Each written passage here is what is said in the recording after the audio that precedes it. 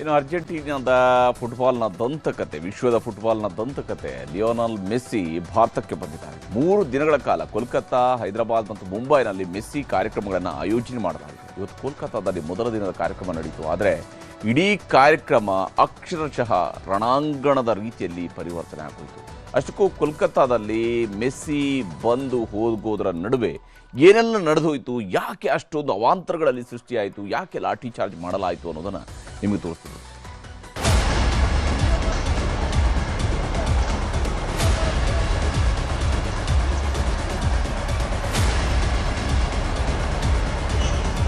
ಪಶ್ಚಿಮ ಬಂಗಾಳದ ಕೋಲ್ಕತ್ತಾದಲ್ಲಿರುವ salt lake stadium ಅಕ್ಷರಶಃ ರಣಾಂಗಣವಾಗಿತ್ತು.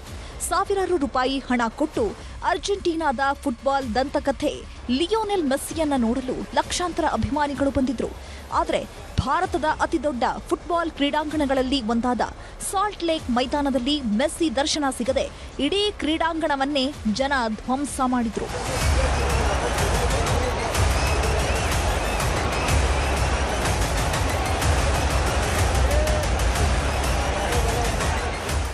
ವರ್ಷಗಳ ನಂತರ ಭಾರತಕ್ಕೆ ಬಂದಿದ್ದ ಲಿಯೋನೆಲ್ ಮೆಸ್ಸಿಯನ್ನ ನೋಡಲು ಜನಸಾಗರವೇ ಸೇರಿತ್ತು.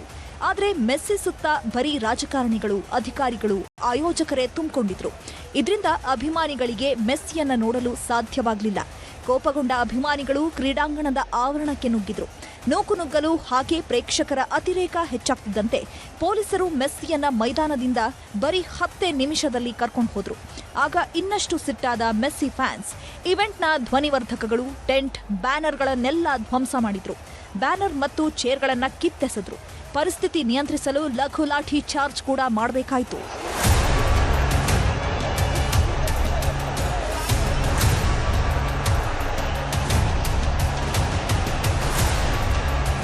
ಇನ್ನು ಸಾಲ್ಟ್ ಲೇಕ್ ಸ್ಟೇಡಿಯಂನಲ್ಲಿ ನಿರ್ಮಿಸಿರುವ 70 ಅಡಿ ಎತ್ತರದ ಮೆಸ್ಸಿ ಪ್ರತಿಮೆಯನ್ನ ವರ್ಚುವಲ್ ಮೂಲಕ ಮೆಸ್ಸಿ ಅನಾವರಣಗೊಳಿಸಿದ್ರು.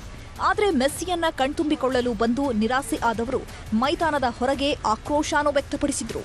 इवेंट 10 मिनट के लिए आया, सारे नेता मंत्री कॉर्पोरेट ऑफिसर सब उनको घेर लिए, कुछ नहीं देख पाए, ना एक किक आउट करवाया, ना एक पेनल्टी लिया, कुछ नहीं किया. पूरा शिट था, बहुत घटिया, बहुत खराब, बहुत कुछ भी नहीं देख पाया. पूरा स्कैम था, पूरा स्कैम, पूरा वेस्ट टाइम का वेस्ट था, पूरा मनी भी वेस्ट था, पूरा सब कुछ वेस्ट. अपने it's a weekend right for the children and we came that my child was so excited कि हम मेसी को देखेंगे, पर हम मेसी को नहीं देखे. It was full disappointment, and it's a scam I think for people around. ಅಭಿಮಾನಿಗಳ ಸಿಟ್ಟು, ಕೋಲ್ಕತ್ತಾ ಮೈದಾನದಲ್ಲಾದ ಕೆಟ್ಟ ಘಟನೆ ರಾಜಕೀಯ ತಿರುವು ಪಡಿತಾ ಹೋಯಿತು. ಘಟನೆಯನ್ನ ರಾಜ್ಯಪಾಲ ಸಿವಿ ಆನಂದ್ ಬೋಸ್ ಗಂಭೀರವಾಗಿ ತಗೊಂಡ್ರು. ಕ್ರೀಡಾ ಪ್ರೇಮಿಗಳ ಪಾಲಿಗೆ ಕತ್ತಲ ದಿನ ಅಂದ್ರು. ಪೊಲೀಸರ ವೈಫಲ್ಯ ಅಂತ ಛೀಮಾರಿ ಹಾಕಿದ್ರು. ಕೊನೆಗೆ ಕಾರ್ಯಕ್ರಮದ ಆಯೋಜಕರನ್ನ ತಕ್ಷಣ ಅರೆಸ್ಟ್ ಮಾಡಿ ಅಂತ ಆದೇಶಿಸಿದ್ರು. ಗವರ್ನರ್ ಆದೇಶದಂತೆ ಆಯೋಜಕರಾದ ಸತಾದ್ರು ದತ್ತಾರನ್ನ ಪೊಲೀಸರು ಅರೆಸ್ಟ್ ಮಾಡಿದ್ದಾರೆ.